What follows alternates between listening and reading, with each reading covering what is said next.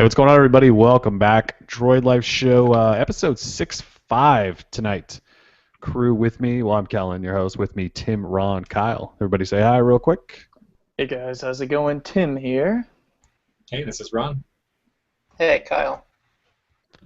Tim, I had me clicked if you want to say hi again real quick. Oh, hey guys, Tim here from Droid Life. How's it going? Sorry about that. I almost did it again. I think the last show I clicked myself for the first 20 minutes. It was really awkward. So programming note before we begin, we mentioned this on Google Plus last week and on Twitter, and basically said that since it's a summer, news has slowed a little bit, and it's the summer, and we get 2.5 months basically of summer in Portland. We're doing shows every other week, but that won't last for long. Hey, Kellen. Yeah.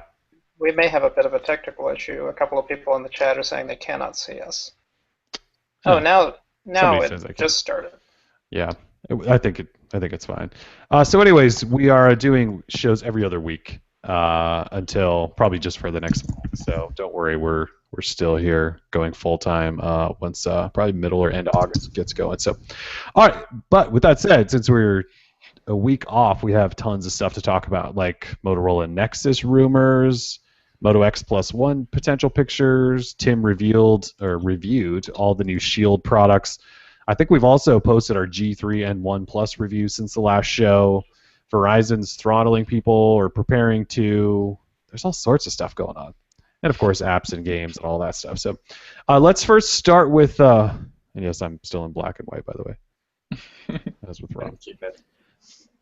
Let's start with the Motorola Nexus rumors, since I think it's safe to say that almost everyone in the Android world has always wanted a Motorola Nexus, at least on some level. I guess if you started from back in the day, if you had a Motorola Droid or something, you've kind of been waiting for the Motorola Nexus.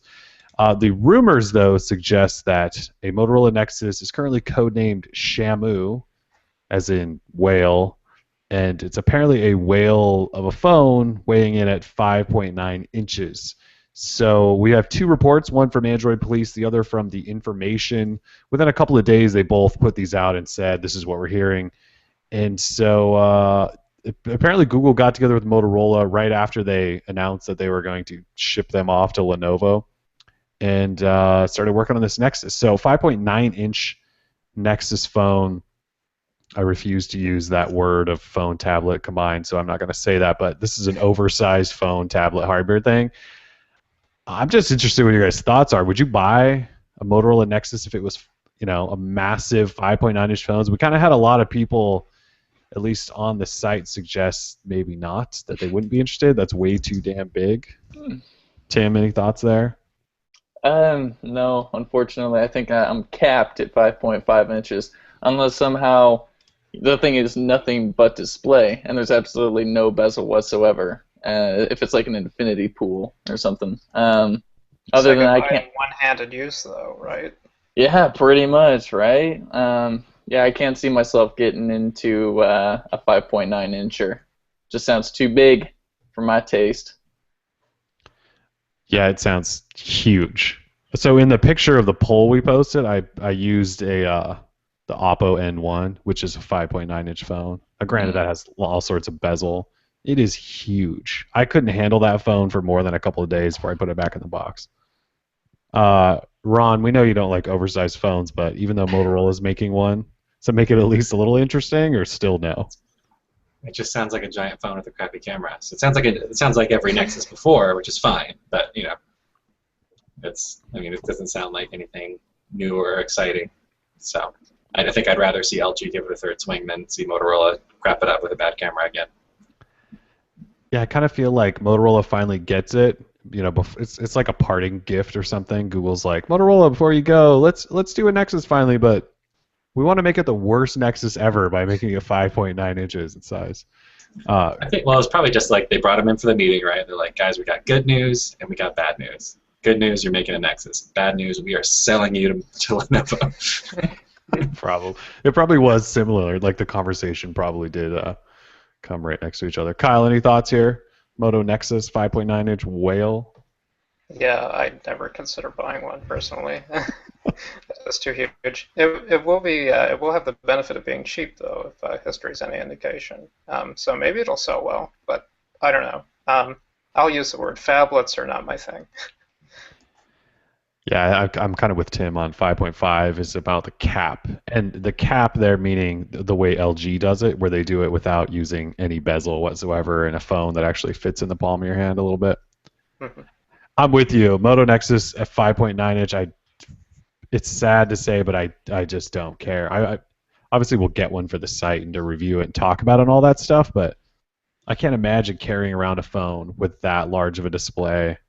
And like Ron said, a crappy camera, guaranteed, right? Crappy camera. Mm.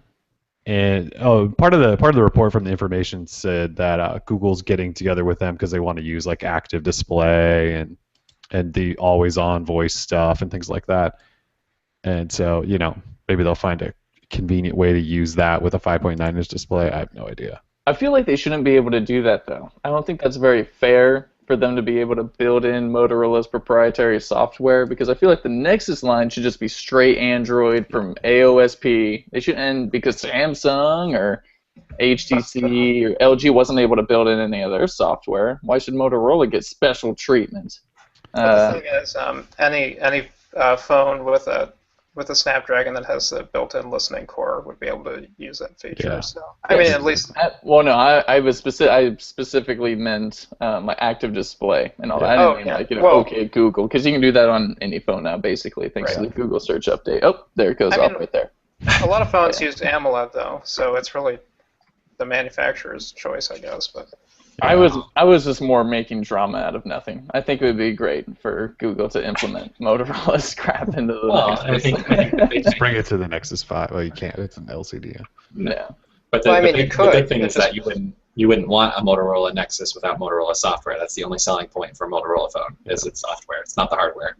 Yeah, it's pretty much already a Nexus. It just has, a few tweaks here and there. I mean, it's exactly like a Nexus. It's a big phone with a crappy camera. With a crappy camera. Wait, it's not a big phone. It's a small phone with a crappy camera. The X is small. Yeah.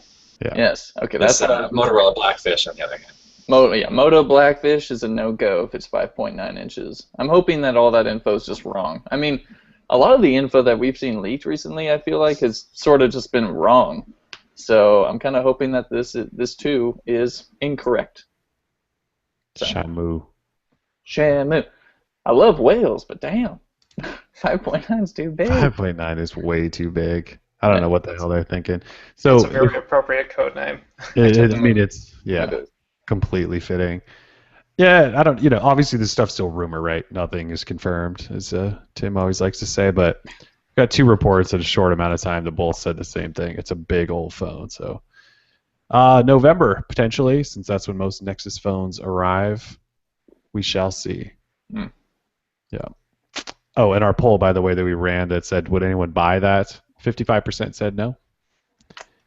Now, if that was this is going to have a 5-inch display or something like that, I bet that would have switched to like 80% would have bought it. Mm-hmm. Sad as that is. Everyone with a Moto X would drop that and basically get the Shamu. Yep. So sticking with Moto, we have photos of what could be the next Moto X, which either could be the Moto X Plus One or we don't really know. But we have photos of it, and it has sort of a dual cutout-like experience on the back, one with a big old camera lens, and then a second cutout with a plasticky, cheap-looking maybe button or sensor, something like that. Otherwise, the design basically stays the same, but we may have aluminum on the outside, and these pictures are of a wood back, courtesy of the folks at Android Police. So, no confirmation on specs or anything. Did you guys see this Moto X Plus One? These pictures? Thoughts there? I mean, the rumors basically, as far as specs go, say like 5.2-inch Full HD. Snapdragon 800, 12 megapixel camera, 5 megapixel front, 2 gig RAM. So it sounds like a fine device. It's not Quad HD, but that's not surprising. The backside, with the wood back looks different. It has the Moto logo that looks like plastic, as if you could take the back off and kind of, I don't know. But the front side is ugly as hell. With the dual speaker thing, yeah.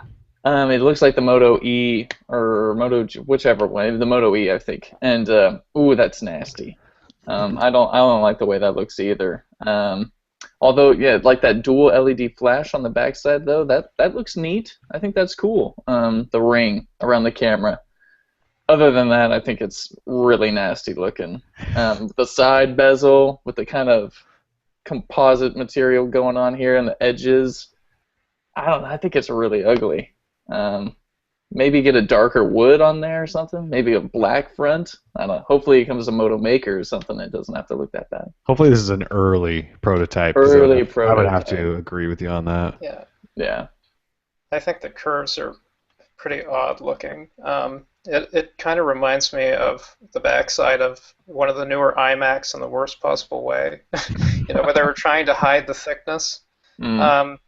I don't know. Oh yeah, I know. It looks really bizarre, and I don't think you have a picture of the bottom of the phone and the post that you linked to, No, I but you don't. could. Yeah, I saw a picture of the bottom of the phone, and it just, oh my God, it looks terrible. It's so thick near the center because of the curve shape. Ooh, So yeah, yeah, it is. Oh, Yeah, Jesus. I know. Right. You're right. It is Um, just like an iMac, a bad designed I iMac. I hope they refined it a bit, but we'll find out soon enough, probably this coming month. That thing's an Yeah. abomination. Yeah, I mean, Tim, I'd have to agree. This thing is not a pretty phone because, yeah, I think the Moto E's ugly in general. The Moto X last year's was a really nice looking phone. This thing with the dual speaker front and whatever that plastic button thing is. So last year when there was rumors of the Moto X, we had, there was rumors that suggested that they were going to put where the dimple is, they were going to put a sensor or a button or something in there so you could perform actions. And this looks like it's some sort of button. It kind It of looks just- like a button. It does. But it doesn't look good. It looks plasticky and cheap. Hopefully, early prototype. Mm-mm-mm. Ron, are you still with us, by the way? I think so. Yeah, you are now. You were just kind of frozen there. I wasn't sure. Okay. Any thoughts on the Moto X Plus One? Don't be I- what we saw. Yeah, that's like. I agree. It looks really, really ugly. I'm kind of hoping it's like the that early leak of Motorola's smartwatch. Remember that was all super bulky and terrible looking. So I'm kind of hoping it's the same thing where they actually have some better design going on there. I think putting speakers on front I think we all appreciate that on the one, but so it's a good idea. But if it looks like garbage, then that's I don't think people are going to want to pick that up. So Right. yeah, we'll see. I mean, I think we've talked about this a little bit before, especially when we're talking about like who we think is going to be the device maker that people are talking about this year. I think we all kind of agree it's not going to be Samsung probably. Like all the things that they came out with last year, pretty much everybody has replicated. So like you can keep playing that game of okay, well, we're going to come up with some things that are maybe helpful for people, some random gestures or software features, but I don't know how often you keep playing that game. Like you've got to innovate in a different space, especially when you have a crappy camera every single time. Like you've got to have something to differentiate. And so if you've got bad hardware and software that's innovative for a year, like that's not a winning combination. So maybe they'll have like an Ashton Kutcher edition now that Lenovo's going to own them. Maybe you can get a Kelso version, Moto Maker with Kelso on it. I mean, there's some possibilities there. Like Kelso. Just sign it and I'll be good. The camera sensor on this thing looks huge. I don't know if that's just because the phone's small or maybe they're doing finally something. Well, I mean, the one has two sensors, so I mean, obviously it's going to be great if it's a big camera sensor. Yeah. I don't trust aluminum Motorola to outside. make anything. I don't either. But the outer edge is, reportedly aluminum on this thing too, and I just think it looks terrible. It looks like bad fake metal, like It worse looks- than yes. Samsung's done. It looks stupid. It looks Well, with pretty the bad. four with the bands, you got 4 at top, 4 on bottom, and with the wood and the metal, like none of that goes together at all. Plastic, wood, and metal all in like the same thing. Like, oh man. We're hitting all the elements or something with this design. Mm-hmm. It's like part Samsung, part HTC, part Motorola, and all terrible. Yeah, pretty much. Yeah, because it does remind me of the one. And yeah, absolutely. Yeah. Interesting. So we don't know much about this other than we've seen these photos and there's rumored specs out there and all that good stuff. The only thing I've heard is that September is a lot more likely than seeing this phone in August. It's at least the last I heard from someone. So yeah, I don't know that I would get really excited in terms of the next couple of weeks. I would say maybe early September to mid-September before we see it. So, which just The seems last days so. of summer. Yeah, the last day. I guess when's the last day of summer? Like September 20th or something. I always forget that it's that late, but it's really late. Hmm. Somebody okay Google that. Yeah, pretty sure you're right. So they technically have a ways to go. And Moto 360, we still have no idea. That's just kind of a mystery. We don't know when that's coming. I had heard that the plan was not to introduce them at the same time. It was to do the 360 before, but I don't know what's taking it so long. So who knows? Maybe it'll be September before we get both of those. Just seems like such a Yeah, long wait. I'd be shocked if they didn't do a bundle deal, but we'll see. Mm-hmm. Design your watch and phone at the same time. Yeah, I mean, at this point, it just kind of makes sense, right? So, all right. So, moving on to Moto, Tim got his hands on NVIDIA's new Shield products. So, NVIDIA Shield tablet and NVIDIA Shield controller, some accessories. NVIDIA hooked you up with a whole bunch of stuff. So, let's talk the Shield for a second. It kind of came out of nowhere, and then all of a sudden it was here. Well, we had some rumors about it. Then all of a sudden it was here, and it was announced, and we reviewed it. So. Yeah, this is the NVIDIA Shield tablet powered by Tegra K1 processor with 192 CUDA cores and 2 gigs of RAM. It has a 5 megapixel front-facing camera, 5 megapixel rear-facing camera. It is amazing. I actually... You sound like that SNL skit where it's like, Luxury. I actually came away after reviewing these devices. The Shield tablet and Shield controller have been the first things I've reviewed for DL that didn't have something in the not so good section or the bad section. I came away super impressed. I mean, it's kind of like a Shield portable, last year's Shield, but it has a better display, and of course it is a tablet and a controller separated, so it's not just a clamshell device. I think it's great. If you were thinking about getting a tablet, this would definitely be the one to get. People were still who were thinking about maybe picking up a Nexus 7 from last year. I would say, heck no, get this thing. It has way more juice, and you get so much more added value because you get access to the grid beta. If you have a PC, like the one thing where I would say you have to buy this is if you play computer games and you have a rig with a GeForce GTX graphics card, then you can game stream with this with NVIDIA's software. I mean, there's a lot of sweet features going on with the Shield tablet and Shield controller, and I got the devices, let's see, last Wednesday, so it's been a week. So even I haven't had it that long, but in this short amount of time, I've been super impressed. Battery life is good. I mean, really, like I said, I can't really think of anything that's bad about it. So to me, that's a pretty darn good thing. So 40 hours of gaming, you said in your review. With the controller. That's just the controller. So yeah, the controller won't die on you. Oh, okay, and I see. Yeah, and it takes less than 5 hours to charge. The tablet is, I think you get about 6 hours of like pure gaming. But if you're doing like regular tablet, like watching an HD video, you get 10 hours or whatever. They never give you like that. Here's how many, like they only give you the kind of like what Apple did back in the day. But I think for milliamp hour, it's 5,300 in the tablet. So that's more than Nexus 7. That's more than a lot of the big phones, the tablet phones. So. Yeah, that's not bad. I think my only concern is, because I tried to buy like the whole bundle of everything, is if you want everything, the whole experience, it's going to run you like gets up there. $400 or something. I guess that's still not that bad, because the tablet's $300, right, for the Wi-Fi, and then like $60 for the control, and then if you want the little case, it's another like $40. Gotta have that. So all in all, what so $400 yeah, for the whole package. And actually, that's a pretty freaking sweet package, bad. man. That's not bad. It does 4K out, and it does the console mode.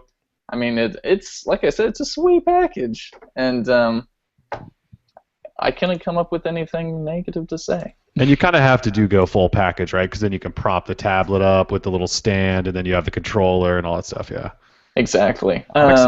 to test one out. So Yeah, absolutely. As you mentioned this morning, I don't think the tablets are shipping already, yeah. but I don't know about the controllers if they're shipping quite yet. No, So, controllers and the little cases aren't shipping, I don't think, for another week or two. But the oh, tablets are. Like my tablet should be here tomorrow. I picked it up off Amazon.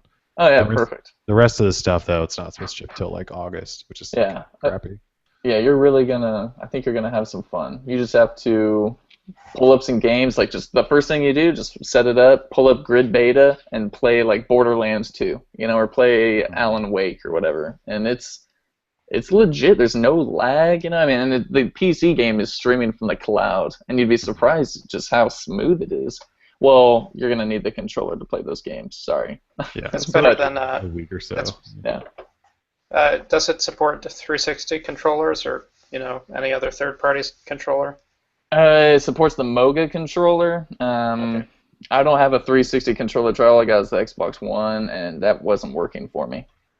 You could probably hook up like a Bluetooth controller, but that's not the same as because that has like a Wi-Fi direct. It's like a Yeah, special this is Wi-Fi connection. direct, so it definitely has a higher bandwidth than the Bluetooth, which they say is like 3 megabits per second versus Wi-Fi direct's 24. And the reason they did that is because they said, sure, we could have used Bluetooth, but to get the best gaming experience, and since it does have a voice in and out chat capability, they needed as much like bandwidth as they could get. So they went Wi-Fi direct. And what's great, I mean, with the Wi-Fi direct, man, you turn this thing on, and then instantly, as soon as you press the little NVIDIA button on the controller, it instantly connects. Like there's no pairing BS or anything. It's just instantaneous. So if And it's anyone charged over USB, right? You don't have to swap batteries and things like that. correct, Which is kinda all cool. micro USB. I think NVIDIA really kind of took what they learned from Tegra Note 7 and Shield Portable, put it into this little package, and has a winner of a device. So I don't know if anyone has any questions, put them in the chat, and I'll feel free to answer them or anything like that. Yeah, it looks cool. Anybody else thinking about picking one up? Ron or Kyle? Oh, Ron, he's not picking one up. I can pretty much answer that for him. He has an iPad that probably does similar things. Doubtful, but yeah. Well, I don't use my iPad to game though. That's the big Right. thing. So, That's Yeah. the thing. Exactly. like if you're looking for a gaming tablet, like this is it.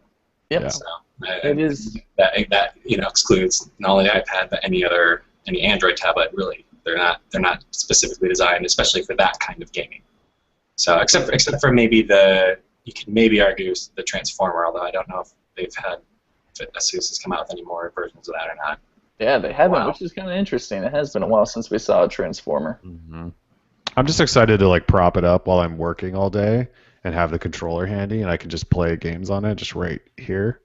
And I'll never hear from you during the day. Potentially. It could Have be to go take care of the baby. 2 hours later, like, sweating. I'm yeah. ready. Yeah. So yeah, if you haven't read Tim's review, be sure to do that. It's up at the site. Also, in the last 2 weeks, though, we did our G3 review, which we sort of tag teamed, and then I put up a 1+1 review. So G3 in general, we've talked a whole bunch about this on the site or on the show. Basically, I think Tim and I are agreeing that it's the best phone you can buy right now. I would say. Tim, would you agree with that? Yes, absolutely, 100%.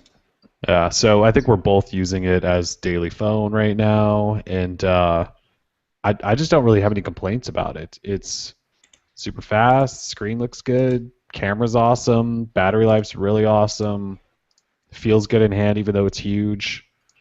I'm not even looking forward to any other phones right now. Well, I want to see what Motorola is doing, obviously. I'm not really in a hurry to like find the next phone. Like I'm actually pretty satisfied with the G3. So, yeah. OnePlus. So the 1+1 review was a weird one to write. A lot of people have been asking for it, and I've been putting it off because no one could buy it, so it just seemed like a waste of time to review a phone that no one could buy. But they're sending out more invites by the day, so you might have a chance someday to buy one. So I reviewed it, and basically my thoughts on the 1+1 are it's actually a really, really good phone. As surprising as that may sound, I was using it before the G3, and I actually liked it, even though it's huge. The interesting thing is they have same size display, and the G3 is like substantially smaller. I don't know if you guys can see that. So same size display there, and it's like half an inch shorter. It's crazy.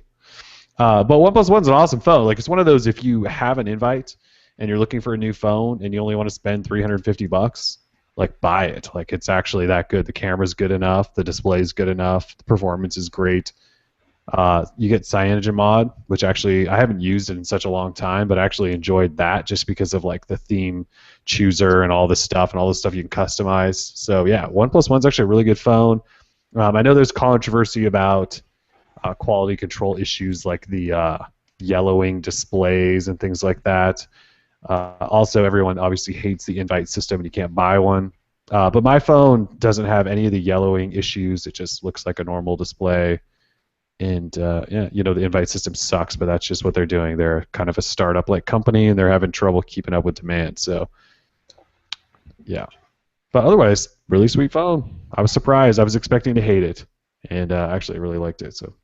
I just wish it didn't have the soft keys, but you can disable those, right? Yeah, so I mean, I got that, and I think in the setup process, you get it. You can choose. So I said, "Give me on-screen buttons now," and I never went back and used the soft keys. So yeah, I went. Would you recommend somebody get this over a Nexus 5? I would say yeah, actually, because the camera's way better than that on the Nexus 5, and so you basically, you know, have that sort of stock experience, except you get even more because CM on there. And yeah, the camera I thought was pretty damn good. And then the performance is really great. You know, there's 3 gig of RAM in this thing. It's a Snapdragon 801, I believe. So I mean, it's huge. Don't get me wrong. Like it's a big phone. And so getting used to that took me a little while, but you know, once I sort of just settled in on it, I didn't mind it. Oh, and then the back of this thing, I think I've talked about this. This like weird sandstone black back is like the coolest backside ever on a phone. I wish every phone had that option. So, and they have a bamboo option coming soon too, which looks great. So, yeah, I would definitely recommend it over Nexus 5 at this point. I mean, the package just in general is way better. So, yeah. You guys have any questions or anything on the OnePlus One? I mean, Tim's had or played with one quite a bit, but I don't like them. Tim's like, no OnePlus for me. The whole invite system, they're just killing me. Like the way they handle themselves, like on the forums and all the crazy horror stories we're hearing from the forums and all that, and it just seemed I kind of feel bad for them. So. But it's not a bad phone. It's just the company that I'm not caring for. Yeah, I don't feel bad for them. They're kind of doing this to themselves. I don't know. Yeah, if you guys have followed any of this, Tim and I, like every day in our tip inbox, get people complaining about OnePlus and their forum situation. So probably people just go there and they just say negative things about OnePlus, and then the OnePlus admins just delete it all. Yeah, they ban them and delete everything, and they're like trying to censor all this negativity out of there. Yeah. I don't really know. It's just hard. If you think back to like when Pebble first came out, though, too, like with the Kickstarter stuff, they had all sorts of quality control issues there too. Like when you're a small company working with a manufacturer that's outside of your control, like it's very, very difficult to get all that stuff down perfectly. Mm-hmm. Like if you think back, actually, even Apple has had issues with this, right? Where they had the iPhone 4, they were supposed to have a white version that didn't come out until like 8 months after it was announced. Because they couldn't get the color to come out right. Like giant companies have this issue. So if you're a tiny company, like you're going to have quality control issues, especially with something as complicated as a smartphone. Yeah, so they're having early growing pains, and like you said, kind of expected. So I don't know. Like I said, my experience with the phone has been nothing but good, actually. So yeah, if you have a chance to buy one, and I would assume or hope that they're working through the display issues and things like that.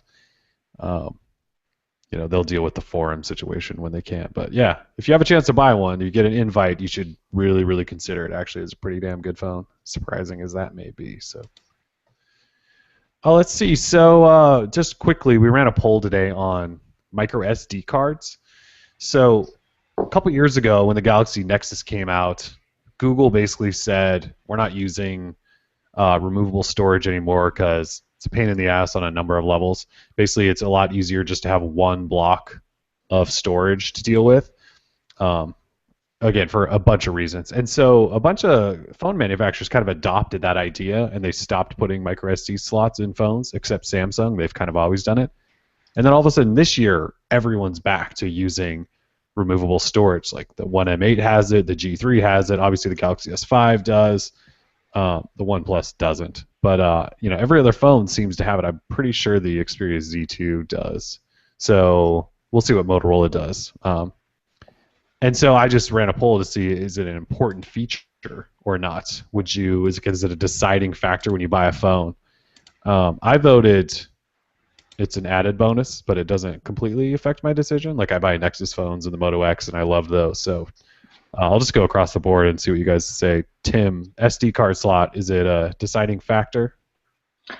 It's an added bonus, but doesn't affect my phone buying decision. However, if I have an option of say 16, 32, 64, I would go with the 32. Like 16 gigs just isn't enough with how much bloat carriers and OEMs are putting on the phones these days. I mean, you buy a Samsung Galaxy smartphone that with 16 gigs, and it's coming with like 9 usable gigs. Mm-hmm. I mean, I'm putting Modern Combat 5 on there, and it's full. So to me, that's a problem. So it would be nice to have an SD card, but it's definitely not a deciding factor. Yeah. Ron, if you're buying an Android phone, SD card slot matter or not? No, I mean, I'd actually rather not have one every time that I've, like with the Moto X, I haven't run into any issues with it because I'm not putting tons of, information on there, and I'm certainly not taking a lot of pictures on there. So, but, every time that I have, I always had issues with it with the SD card, where like it's nice to be able to do that, like if you want to like sideload a bunch of music and stuff like that, like to be able to throw it on your computer and just and organize stuff and do all that. But the downside to it is like I would have issues every once in a while where with the permissions and things like that, like just like and I think the fact that Google themselves, like the people that are making the operating system, are saying, hey, we're gonna not do this anymore because we're having issues. Like if they're not doing it, like one, that seems like okay, then I would try to get away from that as soon as I can. If they're not going to use it with their phones, then that sounds like they're not going to be fixing bugs with that and that kind of thing. So as a manufacturer, I'd go, okay, let's step away from that.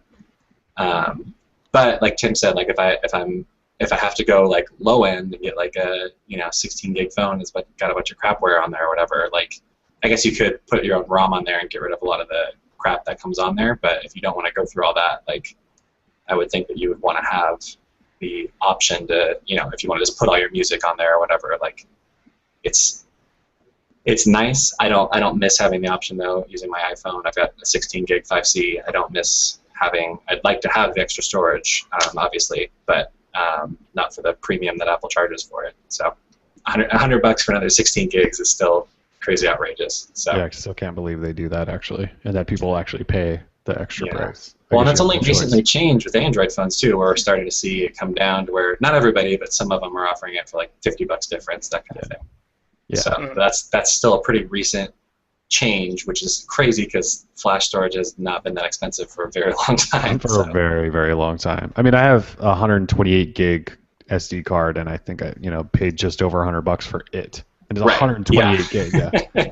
Yeah. So they're still overcharging. They gotta have profit margins or whatever. That is annoying though. Like when you see like $50 to go from like 16 to 32 or whatever. Like, and we're starting to see some companies start at 32, which has been nice to see that change. I can't wait till 16 gigabyte phones are just gone. That'd be really awesome. So, and I think for the average person, 16 is probably fine for most people, especially as more and more people are using Spotify. Everybody's using Spotify for music and things like that, and backing up all their photos. They're not on their phone. Like at some point, that local storage is going to matter less, but I don't think we're quite there yet. Yeah, not quite. Kyle, SD card slots. You have a G2 has one, right? No, it does not. Oh, it doesn't. Okay, I forgot that. Right. So they did this year, didn't last year. Okay. Yeah, 32 gigabytes of storage. Yeah, Ron basically outlined all the points I was going to. I don't know, most of the files I work with are stored in the cloud, either on OneDrive or Google Drive. All the music I listen to is stored in the cloud. And I'm also one of those people that, roots their phone and removes all the bloatware, just puts on a clean version of Android. So storage hasn't been an issue for me for a long time. I could probably live with a 16 gigabyte phone. In fact, I did. I had I had a Galaxy S4 with 16 gigabytes, and I didn't have a micro SD card. But yeah, it's an added bonus, I suppose. It's definitely not something I use anymore. I think the last time I really got a lot of use out of a micro SD card was when I had my original Droid. So yeah, I just think it's a remnant of uh, history, really. I don't know. I think we've moved past that point where, I mean, at least if you don't game on Android, um, large storage capacities are not really necessary, in my opinion. You mentioning the Droid gave me a flashback to back when I had my original Droid, and I had like forced an update to 2.2 or something, and my buddy had a original Droid too, so I just pulled my flash card out of mine and hooked it up on his, and then did it. So, which is kind of cool. You can't really do that as much anymore these days, but that was kind of fun. I think I did that. I mean, I didn't trade between phones, but I like somebody else's hooked phone. up. Well, no, I hooked up like an SD card like to my computer to move a file over because my phone was like in a boot loop or something. Mm-hmm. And then I had to like bring it over to my phone then and boot from I did that where you break your phone, and I've done that so many times, and most of the time it's on the road, or like I'm going somewhere and I got to try and make my phone work before I get somewhere. Yeah, always fun. Flashing ROMs when you're like away from home is the worst. I was like testing the UI on my Droid 2, and it was not. Bad things were happening, so I had to go back. Good stuff. So poll results so far, anyway, we just put this up this afternoon. 46% said added bonus doesn't affect buying decision, but 42% said it's very important. They wouldn't buy a phone without an SD card slot. So only 12% said not important at all. So people love them, and I think seeing the manufacturers all go back to them this year shows you that customers either must be asking for them. Manufacturers don't typically do stuff without a lot of the times without a certain reason. So I would imagine they had enough requests, or they're seeing Samsung still kill it with SD card slots. Who knows? But all right, Verizon news. This has been fun. So last week we got word that Verizon was going to start throttling unlimited LTE customers who are in the top 5% of data users starting October 1st, and then like the next day or something, or 2 days later, Verizon finally confirmed it. So basically, starting October 1st, if you're unlimited and you're out of contract, so you're just like one of those people that's trying to keep your unlimited data, and you were in top 5% of data users, which somehow is all the way down to people that use more than 4.7 gigabytes a month, you could be throttled if you are on a tower cell site that's congested and has high demand. And then once you leave that cell site, you would not be throttled any longer. Unfortunately, they can sort of keep you in that throttling area through basically 2 billing cycles. So it could be that every time you jump on a high demand cell site for up to 2 billing cycles, you would just be throttled every single time. So it's not really a great thing. Obviously, people aren't excited about that, especially with 4.7 gigabytes being top 5%, which is kind of shocking. I thought that would have been like 8 gig or 10 gig or something like that. And so the FCC today, actually, this afternoon, Tom Wheeler, the chairman, basically wrote a letter to Dan Mead, the CEO of Verizon Wireless, and said, like, you guys better not be doing this just to make more money. Like, why are you only doing this to unlimited data people, not everyone? Like, why are you changing or basically discriminating depending on the data plan and all that stuff? So obviously Verizon will have to respond to that. Who knows if we'll ever get those answers publicly. It's kind of a mess. I don't know that it affects most of us. Kyle, how much data are you using per month on average? I don't know. It really depends. Sometimes I tether, and that takes up a lot of data. But do you think you're using more than 5 gig a month? Honestly, no. Okay. I rely on Wi-Fi pretty heavily at home and work. Yeah. So, and I have pretty fast Wi-Fi, so I sometimes prefer to use that over LTE. I don't have great LTE coverage in my town. Okay. So, but definitely during travel is when I get a lot of use out of LTE. Yeah. I do most of my tethering when I'm at a hotel or something. Yeah. So. And Ron, your shared plan, and Tim and I are basically, we've been using more AT&T lately because we're both having AT&T G3. Yeah, so it doesn't necessarily affect our team, but obviously people are not all that excited about it. I just thought it was interesting today that the FCC was like, and Wheeler wrote this letter that was kind of nasty. It was like, what the hell are you doing? This better. And it was like you can see him like waving, like this better not be, just so you guys can add to your revenue streams.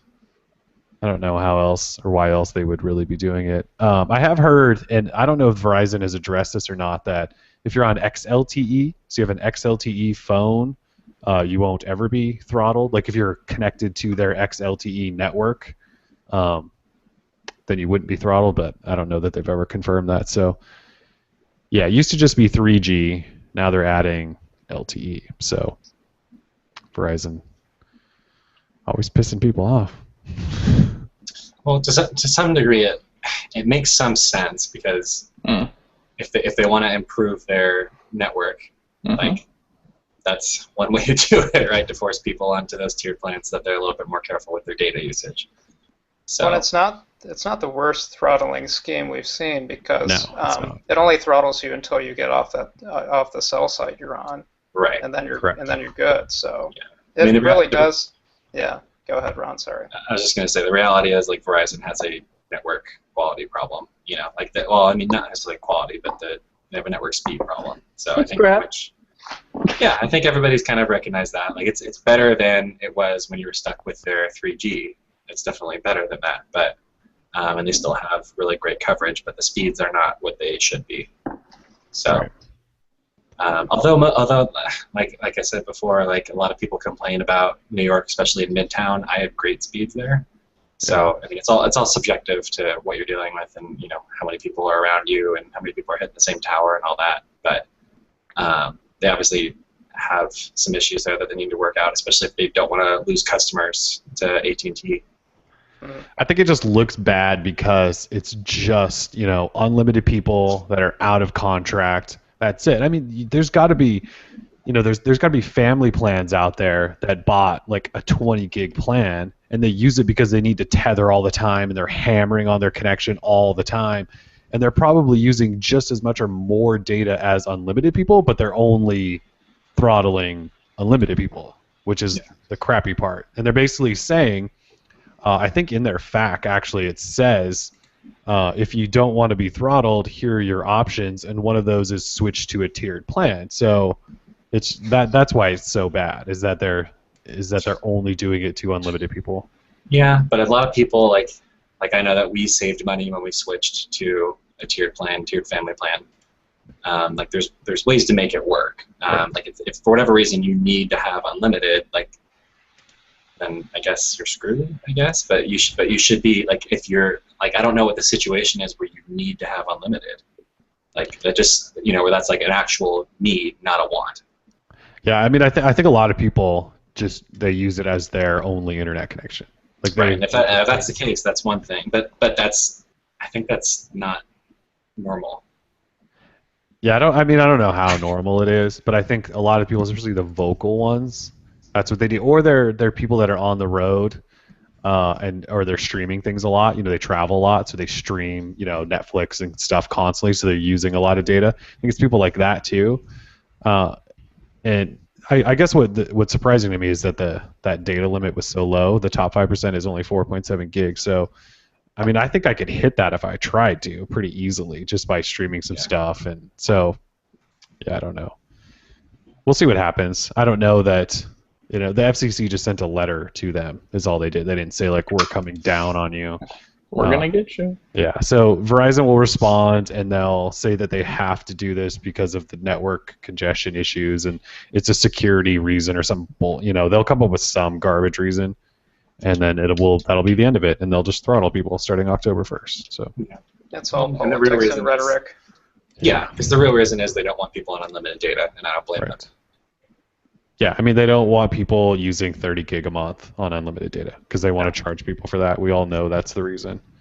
But they won't. They want to charge people for that, and like a legitimate reason as a Verizon customer is they want to have a better quality network. Like if you're blowing through 30 gigs just to watch Netflix, like as a member of the Verizon network, I don't want you doing that. Like, don't destroy the network. Please get on Wi-Fi. Mm-mm. I mean, that's an interesting point, though. I mean, if you're a Verizon customer, you probably don't necessarily want a whole bunch of unlimited people streaming 30, 40 gigs a month. We got people that seriously say that in the comments. When we Yeah. post up how much data do you use, it's like 30, 40 gigs a month. I don't need, yeah, I mean, I'm sure I do that at home, but it's different. Sure, I hope, but it's different. Yeah. Yeah, like I don't know. I just it seems excessive. So, which at some point, maybe like 10 years from now, that won't seem excessive. That'll be normal. Like I'm sure those numbers are going to change. Obviously, they always do. But right now, that seems incredibly excessive and not necessary. Like you don't need to be streaming Netflix like while you're driving. Like it's dangerous. Please don't do that. So you hate truck drivers who want to watch their shows and do their job at the same time? If you're driving a semi and you're watching a show, yes, I do hate you. Breaking news: Ron hates truck drivers. I think it's on Verizon, to invest more billions of dollars into the network to not make it so crappy, because this is America. Am I right, people? And like, if I have an unlimited data plan, I should be able to use it however I choose. That's the rule. If I have unlimited data, let me use it. Don't throttle me. Maybe Verizon should just make their network better, because AT&T has a fantastic network, and but a huge part of that is because so many people left AT&T for Verizon. They did. That is a big part of it. Not my problem. Just saying, Verizon needs to make it better. You're hanging out on AT&T with your G3 right now, but I'm telling you, over here on Verizon, like it. Hey Ron, hey, you see this big Verizon logo on my G3, buddy? I'm actually on Verizon, and it's not that bad. Tim has just like multiple G3s hanging out. I have one on every network. On the calls. No, but that's the thing. Like Tim, I agree with you that Verizon should beef up their network. They've got the money. I totally agree with you. They should do that. They do have the money. But I'm just saying, like, I get it from their perspective, like trying to, like, they're saying that's the top 5. Yeah, like they're greedy. They're a greedy corporation, Ron. They're absolutely a greedy corporation, but they're the only one. Like, I'd rather be with them than AT&T. Such greed. That's just you. That's just you. If you were in my shoes and you were living where I am, you wouldn't care because AT&T's network is fine. The only reason you care is because you're in an area where Verizon's network is congested. Where That's all your neighbors are tethering right now. Everybody's tethering right now. Everyone in your neighborhood is tethering right Everybody's watching The Wire. Then move out of Rancho Cuco, whatever. Everyone's driving around in trucks in circles. They're all watching Netflix. Yeah, and come where to the grass is greener up here in the old PDX, because AT&T. You just want me to move up to Oregon, Tim. That's really what this is about. I keep pushing that way. Yeah, that way I can. Oregon. Yeah, that way we can totally hang out more. Yeah. But I'm just saying, I think the only reason you're bitching is because Verizon's network sucks. Like, but if it was better, then you wouldn't have a problem with it. Right? Oh, absolutely, yeah. If it was great, so then it's I'd say on Verizon to fix it, all not for the people to have to change their ways. Make Verizon make their network better. I think it is. That's the thing. Like, yes, it's kind of like crime in the city. Like, yes, the city needs to do something about it, but the people do too. Oh, but yeah, see that? Ooh, that's a nice little. I want to go into that with you, but I don't want to do it here. That's the thing. Like, yes, the city needs to do something about it if there's something. Yeah, happening, we need more police, but at the same time, we need to stop criminals from becoming. People need to knock it off, right? Yeah, like, absolutely. I hear you. But you're saying that unlimited data users are criminals, and I don't take kindly to that. That's exactly what I'm saying. They're all terrible monsters. If you're tethering right Thanks, now Ron. in your car with Netflix, you are a criminal. Actually, like specifically in the Southern California area. If you're in a different state, go crazy. Don't care. Well, I if you live in don't think quite as many people tether in the Midwest, so leave Ron's neighborhood alone. Get out of here, guys. Verizon. All right, so that's happening, and we don't know if anything's ever going to change, but just admit it, Ron. Tim is right. The FCC's pissed at Verizon for the moment. They'll make up. I'm sure they will. When is the FCC not pissed? And when has anyone ever cared what the FCC cares? When they're failing with net neutrality, that's when. Right, when they actually do something. Instead of just write a letter. Yeah, right. Shut down Comcast, and then maybe we'll care. Quit, Yeah, either way. I hate Comcast. I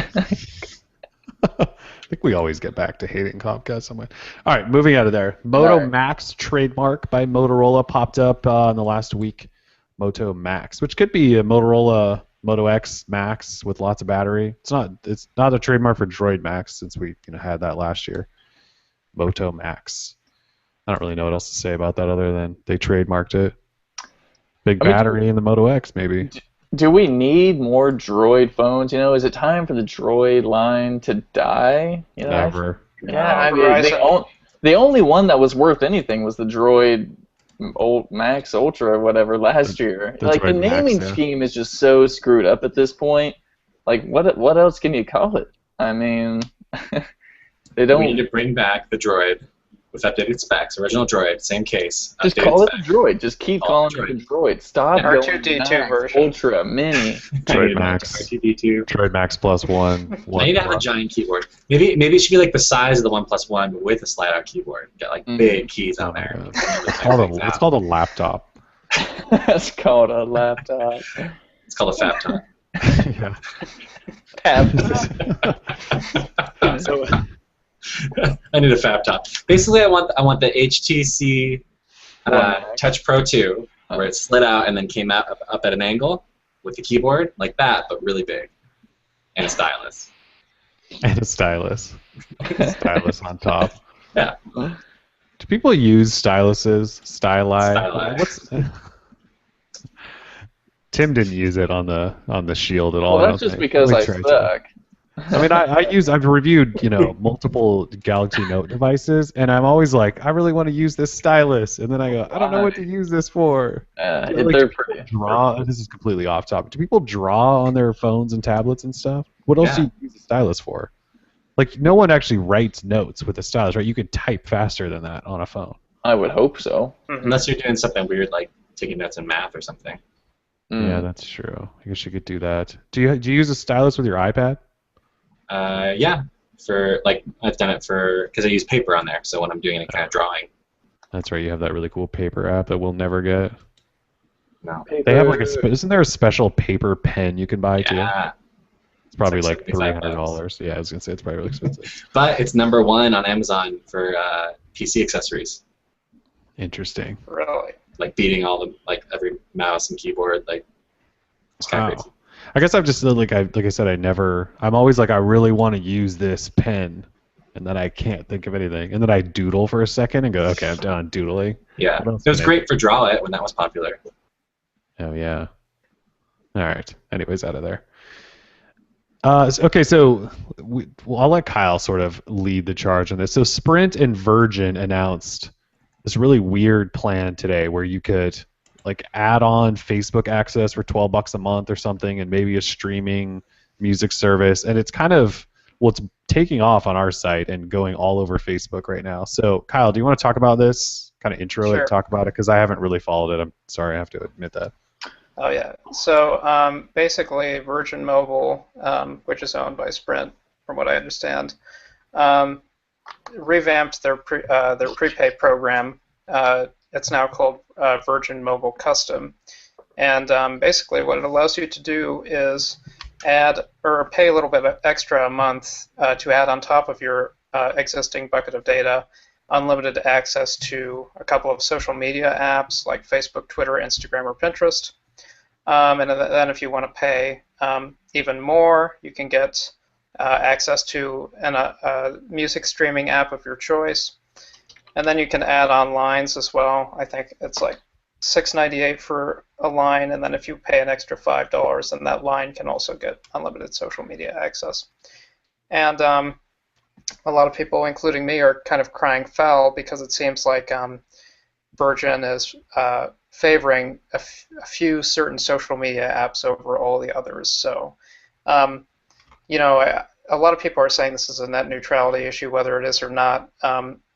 I'm not sure. Some people seem to have their own definition of net neutrality, but I don't think it's a positive development because it's certainly hurting the smaller guys in the space. Only the giants are or can be added as extra services on top of your bill. We were just joking about this earlier, but you don't see apps like Path on there. Right. If you're limited by a very small cap and you use Path a lot, well, then you're stuck. On the other hand, if you use Facebook, then you're fine. And even more worrisome, the president of prepaid at Sprint, Dow Draper, funny name incidentally, even hinted that in the future promotions like these may become paid, like companies. It would essentially turn into AT&T sponsored data where companies would pay Sprint to provide unlimited access to users. Right now, it's kind of like the reverse of sponsored data, where Sprint is putting the cost on the user. So, Thanks, Sprint. Yeah, thanks, Sprint. Yeah, I'm with you a little bit in that it's not a good start to what could potentially become really, really bad, right? Like you said, the small players can't either afford to partner with companies like this to have their service be up there as an option. And like you said, people then their choice is Facebook instead of Path or something like that because their data package can't handle them using Path or something like that all the time. And then, yeah, when you talk about AT&T's that whole paid data thing and where this goes from there, and if companies do start paying Sprint to add their services onto their list of choices and things, it's just not a good. While I get they're trying to make it an affordable way for some kid that loves Facebook, I just don't. If you start like ESPN could then say we're going to be the only TV provider that you can watch on your phone, so add us for $10 a month, and then like the local TV network or sports network or an upstart could never do that because ESPN can set that price. And I don't know, it's a slippery slope. You're right. Yeah, it is. So yeah, I'm not a fan of it either. I'm glad you called them out for it today. Yeah, well, this deserves a lot of attention, like I was saying earlier to you guys, because I think it's underhanded, and Sprint should definitely be discouraged from doing this kind of thing. On the other hand, I think it will actually turn out to be a quite popular plan, unfortunately. So we'll have to see. Yeah. Well, yeah, I guess we'll see. If it turns into a popular thing, then that's really bad news for all of us probably, because then other people will try to do it. I don't know. I feel like it has a lot of appeal, especially to, like you just mentioned, the kid who loves Facebook but nothing else and is just looking for a cheaper data plan, because that's really the demographic. Well, I mean, not just kids necessarily, but the demographic this is targeting is lower income people who want a more affordable plan, and maybe they just use social media a lot, so they're fine with that. They'll settle for that, or maybe they just like a particular music service, so whatever, an extra couple bucks a month, is that really a huge difference from what they're paying now, right? So yeah, I think Sprint may unfortunately hit a home run with this stuff, but that doesn't make it positive. Yeah. I just don't want my data package to one day be picking and choosing which services I want to use because they paid to be those services that are available. Right. So we can only hope that that Tom Wheeler sends Sprint a strongly worded letter as well. Yeah, Tom, you better be drafting that up right now. All right. Any other thoughts there? Anybody? No. All right. So sort of on similar stuff, talking all sorts of FCC stuff. Obama needs to sign a bill to basically make phone unlocking legal again. I believe last week it went through the House. Yeah, it went through some government body. I think it was approved by both the Senate and House. So it went through Parliament. Obama's signature. Parliament? Is that still a thing? Yeah, right, in other countries. Right. Oh, yeah. I'm talking about America. Talking about This country. So anyways, he basically Bizarre, needs to sign to make this bill, or he needs to sign a bill to basically make it legal again. I mentioned that things haven't really changed much. This doesn't really change all that much. Basically, you still have to fulfill a contract. In other words, it's not the Wild West of phone unlocking. You can't just buy any phone you want on contract from a carrier and go, unlock this now, and they'll have to do it. It doesn't work that way. Nor can you just run off and unlock it yourself, as far as I know. You still have to fulfill your contract. Once you do that, you can unlock it, and you still probably have to request an unlock code and things like that from your carrier. So it hasn't really changed. Doesn't change a whole lot. It just makes it so once your contract's over, you could go unlock away and not get arrested. But hey, it's still a good thing, I guess, for It's a people that great unlock thing. phones and want to jump between carriers. It's a great thing for freedom. It is. All that. It is. So Thank that you, was Parliament. all over. Yeah, In thank Parliament. Yeah, thank you, Parliament. You know, I Thank you, really, King Obama. it's really unfortunate that Verizon is CDMA because I couldn't care less about this phone unlocking thing. Just Yeah, switch well- to Sprint, dude. Freedom. Oh, right. Yeah, I don't. Who would do that? Who in their right mind would do that? What a troll. What a troll. Hey, they actually made money. Did they release their quarterly numbers today and they actually made money? I can't believe it. Sprint? Sprint? No Yeah. way. Man, they don't Yeah. spend money. I think They today- don't That, do that anything. Harman Kardon edition must have really just been a blockbuster for them. That was Oh, it. yeah. That was the peak of sales for sure. There's all those family plan commercials. They finally got some subscribers. Yeah, they had to pay Kevin Durant probably millions of dollars, and somehow they still made money. That's insane. God, I love KD. KD. Yeah, no, I'm pretty I sure. get twice. I'm looking up right now. With my family plan? Sprint releases. Da, da, da. No. I I don't like know. how he says, hell no. Let me be part of your family plan? I thought they like stopped their losses and actually turned a little bit of a profit. Turns out you were mistaken. I'm pretty sure they did. I just can't find anything because no one writes about Sprint. So, Sorry, Sprint. oh, there we go. Beats expectations by 3 cents. That can't. You mean 3 cents a share, obviously, right? Yeah, 3 Yes, cents. 3 cents a share. The company had a Three. revenue of 8.79 billion compared to. Oh, come on, where is this? I don't even know. I'm on some like local news site. That's the only person writing it up, but I'm sure they're just stealing this feed from somewhere else. I don't even know. Copy paste. Shares open, whatever. I'm pretty sure they turned a small profit and stopped all their losses. But anyway, Someone in the chat linked to a Bloomberg story. So oh, there we go. Yeah, see, Helpful. beat sales estimates, fewer Bloomberg. customer losses. Good job, Sprint. What I was trying to say before that, though, was Verizon phones are actually all unlocked, which is sort of surprising. They obviously they work on CDMA and LTE, but they're all global phones, and so they all have GSM bands in them, and they're all unlocked and ready. You can basically take them to AT&T right away and throw a SIM in. You won't get LTE, but you'll get HSPA, which good too. So Better than Verizon, 3G. yeah, I mean it is. So surprisingly, Verizon's one of the more open of them all when it comes to that stuff. Well, and especially if you're going international, it's Yeah. a good chance you can find don't do it through Verizon if you're going to get data. Yeah, just put a SIM in from another country for Yeah. sure. So, all right. I think I opened a Q&A, but do we have time for Q&A? It's already 7:10. Yeah. Okay. Let's talk apps and games. Let's see how quickly that goes, then maybe we'll take a couple questions. Tim, you got any apps, games you want to talk about? Is Tim You're still muted. alive? Tim, you're muted. He's muted though.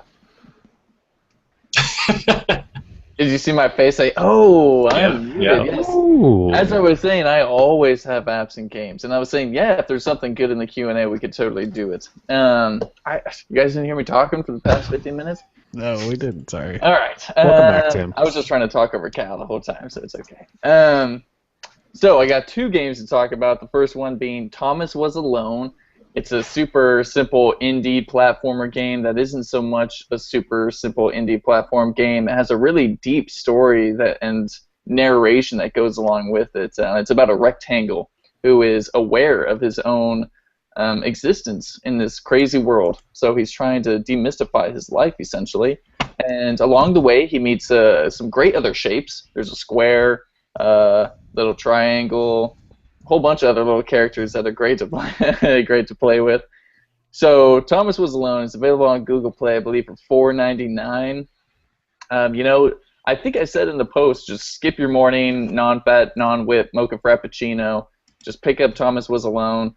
It's not a bad thing to buy a game for $5. You know, I'm trying to get people into buying expensive games. I don't know if I'm ever going to feature a free game again, because let's start getting into the habit of saying, okay, it's okay to buy a game for $1 or $2. It's okay. Are you saying that Android users are cheap?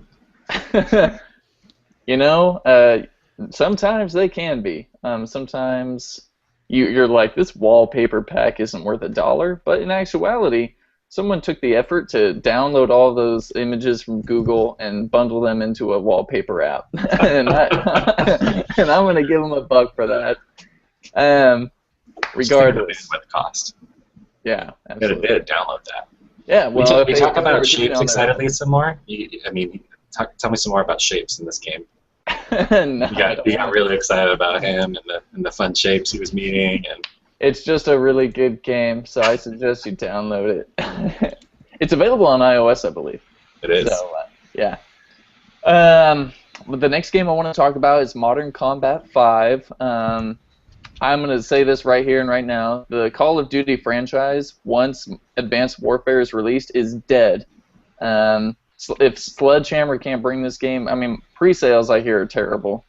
This has nothing to do with the game I'm about to talk about, but I just want to put it on record that Call of Duty sucks and is dying. And I used to be the biggest Call of Duty fanboy there was, but You were, yes. the franchise is just garbage. They've lost all sight of what made it fun to play. So, and maybe if they got some dedicated servers or something like that. Are you still talking about Call of Duty? Yeah. All right, so Modern Combat 5 is like Call of Duty. Takes place in the future. It's essentially Call of Duty, but for your mobile phone. There's a great campaign story. The controls are sweet. Of course, I say if you have a Shield tablet and Shield controller and/or a Shield portable, then it's super sweet because it's like you're playing a console game right on your mobile device. But touch controls are just fine as well. The game costs $6.99. But there are no in-app purchases, no BS like that. So once you buy the game for $7, which is 2 non-fat, non-whip mocha frappuccinos, you own the game for good. You get updates, no in-app purchases. If you like first-person shooters, I highly recommend it. I think this is probably the best Modern Combat they've released so far, and I've played them all, so it's pretty good. Other than that, I got nothing to say. Thank you. It doesn't feature Kevin Spacey. No Kevin Spacey. No They didn't. Oh. GameLoft didn't have enough money to hire him, and darn. yeah. Would have taken 3 no-fat mocha latte chinos Non-fat, if they added Spacey. Yeah, those cheap Android users would never go for that. Never go for that. Never. Well, I mean, like say Portal and Half-Life 2. Half-Life 2 are available, but they're $10 a pop, and I don't think that they have many downloads. Just considering $10 for games that are kind of old school. Maybe if it was Half-Life 3, I'd buy it for $10. But I'd buy Half-Life 1 for $10. what? I'd buy like the original Half-Life for $10. Half-Life 1 is really good. Half-Life 2 is really good. 2 is good. Let's not get it twisted. I mean, and we're talking for a mobile device. I mean, like Grand Theft Auto, I bought that game for $60, when it first came out. And now they're available. I'm talking San Andreas and stuff, but now that it's available for mobile devices, like, are you kidding me? The world we live in, and it's only like $7. Like, it's crazy. If you would have told me that back when I was a sophomore in high school, I think when I started playing that game, I would have called you crazy, because I didn't even have like a Voyager. I had like a flip phone. So yeah. Either way, look at where we are now. What a trip. Thanks. I'm ranting. This has been Tim's rant. This has been. Ron, did you have an app or a game you want to talk about? Yeah, I want to talk about a game called Bonza. So basically, it's kind of like a crossword, sort of, but basically you've got blocks of letters that are put together, and then you connect them to make words, and they all connect looking like a crossword in the end. So it's free on the Play Store. My wife and I have been playing it a lot. So it puts thankfully, so you get there's a bunch of puzzle packs you can get, so it'll give you a clue, and then you just figure out all the words that are all based on a theme.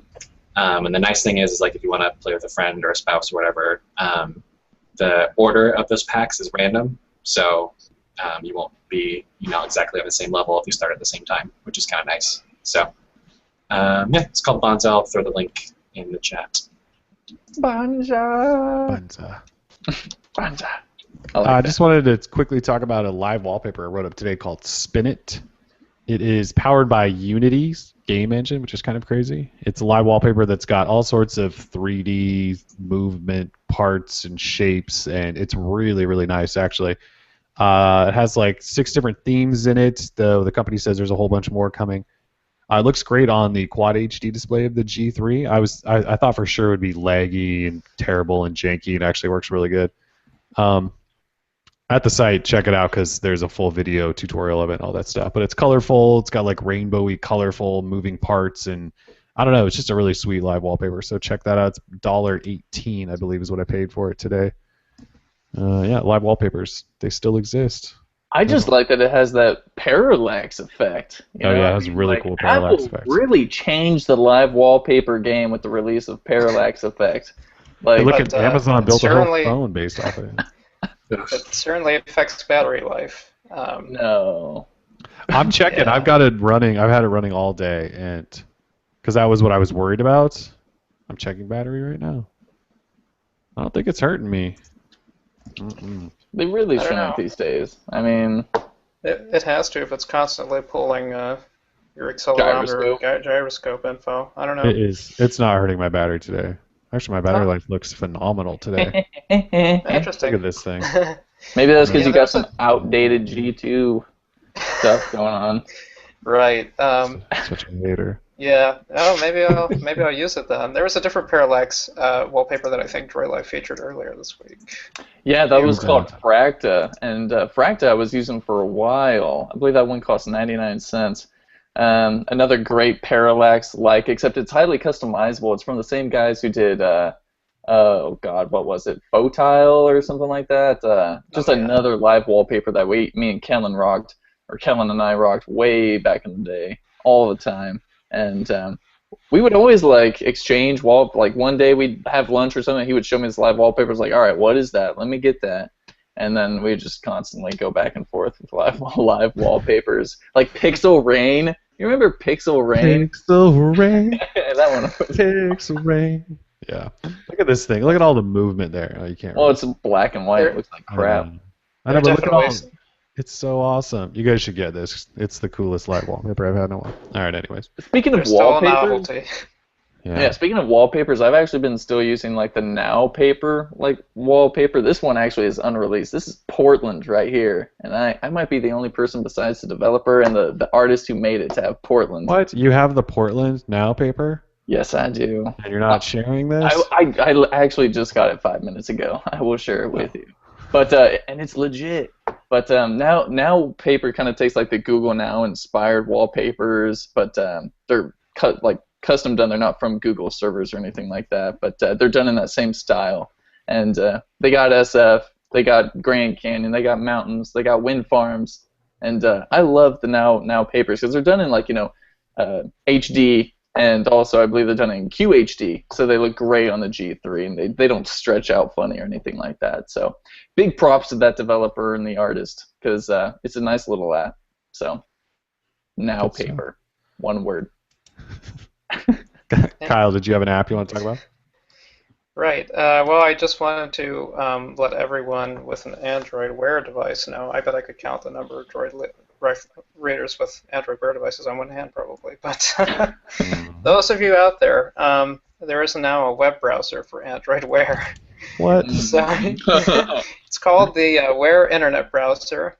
I think a developer just did it for the heck of it. But if you really feel the need to Google something on your wrist, well, it's there, I guess. It's awful. Everything is squished and nasty, and of course with 512 megabytes of RAM and a Snapdragon 400 processor, it doesn't run all that well. But yeah, sideload it if you feel like it. Wear Internet Browser. I'll Can I try to just find say a link to it. I'm not sick of Android Wear, but kind of. All the apps that keep coming out are just not good. They're not adding anything to the platform or making it better. I don't know. Maybe I'm just still waiting for the 360, but right now, Wear is just meh. Yeah, I mean, for goodness sake, you see people coming out with app drawers. It's like, what? Yeah, Doesn't there's that defeat the point of it? launchers and app drawers and stuff that just people stop making Android Wear into a Galaxy Gear. We don't want that. No one wants that. I really don't want a file browser for my watch. No, I don't want any of that stuff. It's ridiculous. It's there just in case. Just in case, that one time. Yikes. So Samsung just released their quarterly numbers. Anyone want to guess what the percentage was of profit falling? That's a good question. Profit fell what percent? I'm going to guess well, the best guess I could say is maybe like roughly 20%. Yeah, Guessing 25. So 25%. Oh, jeez. Yeah. Jump Sounds ship. Jami's taking over, guys. It is. Yeah, blame Xiaomi for everything. So operating profit fell 25% annually. Third straight quarter of profit decline. And Samsung said, quote, looking ahead, the second half of 2014 will remain a challenge. The losses are going to start mounting for old Samsung, apparently. Well, I mean, when they, they're just so stupid. Like, their global smartphone market share slipped 7% from a year ago. What else is down? But the heart rate monitor. but the heart rate monitor, IP67. Yeah, Good. not good stuff. Your gimmicks will not save you this time, Sam. So the Note 4 is not going to save them, or a Metal Galaxy Alpha, or whatever the hell that thing is. Right, which is rumored to. It may be unveiled on August 4th. I heard. On Monday, randomly. Yeah. They don't have enough Rates money of to spend on a desperation. giant event for it. Oh, yeah, screw it. And part of the drop was a 12% drop in mobile sales. It was the Galaxy S5, man. That phone sucked. And everyone knows it. I don't think anyone really bought that phone like people thought it would, Well, it just wasn't an upgrade, yeah. Yeah, it just sucked. So I'm glad that people saw through the hype and decided not to get it. And props to HTC, who seems to be, doing okay with their M8. Well, Although so the G3 Samsung, is going to kill them both. they're reporting all these terrible numbers, and yeah, HTC just said we actually made a little bit of money last quarter. LG said we sold record number of smartphones. Huawei just said they sold a record, I think, for them and jumped up. Obviously, Ron's Xiaomi is doing fairly well, I think. Fairly well. They're not really a player at this point, but they might be soon. They are in China. Yeah. I think Huawei said they're third in the world for this quarter. Something like that, yeah. Motorola's obviously doing a lot better with, because the Moto G and Moto E, they're actually, I don't know that they're making money yet, but they're selling more phones than they have in a long time. So everyone's starting to do well, and Samsung is, that's 25% annually. Oof. So yeah, that just came across the wire, by the way. I think they'll be okay. I think they'll probably be okay too, but that's not a good sign. And they actually sound worried for the rest of the year. So they spent too much money on LeBron and that stuff, and every major soccer player in the world, and the Oscars and the Grammys and whatever. The Olympics, whatever else they spend money on. I'm surprised they didn't buy the World Cup. Maybe they realized they didn't have any money. They have that. McDonald's beat them to it. Oh, the terminal, yeah. Oh, God. Oh, yeah, the terminal. I forgot about that. So, anyway, that's Samsung. We haven't had our LG tip of the night, have we? We always get one of those. It's coming. Yeah, we usually have it by now. Let's see, what did they... Well, they announced a little something. Oh, it's just G-Watch stuff. That's not important. Yeah. All right, well, anything else you guys want to talk about, or we can just wrap here? I was just looking in the Q&A, but there doesn't seem to be anything too important in there. Nothing too wild.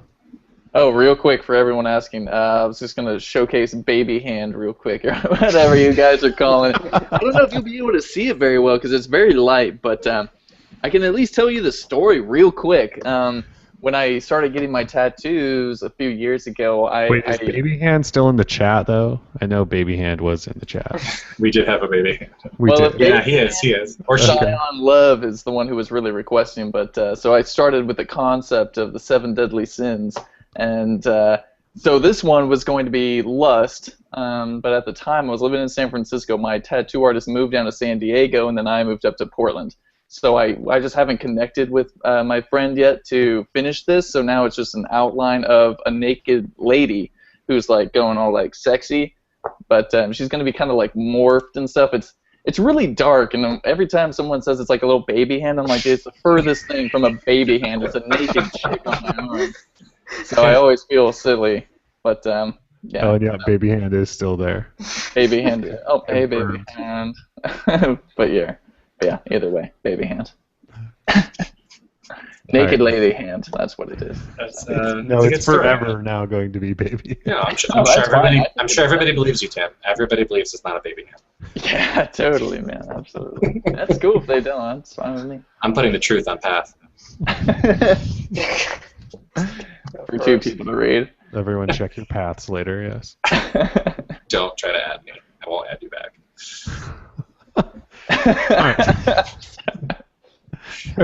Now you said that, everyone's gonna jump through. That's funny. Everyone's gonna go download the app, make an account. Yeah, because first everyone would have to download that. Yeah. All right, anything else? Or you guys want to call it a night? Let's call it. Oh, real quick. Any Giants fan in here? The Giants have cut Dan Ugla and Tyler Colvin, who have been making us suck for the past 2 weeks or so. Yeah, but why did you pick up Dan Ugla? The Braves cut him because he was a chump. Yeah, Stupid well, pickup. we needed him because we have injured players on our roster, and then we found out that Ugla sucks. Yeah. so we dropped him. Thank goodness. All right. Go Braves. All right, yeah, let's wrap. We'll be back unless something crazy happens, in 2 weeks. So thanks for joining us. Episode 65. Peace. Baby. Bye, Ron. Bye, baby. Bye, Kyle. Enjoy the last few weeks of summer. Bye. Oh, thank you.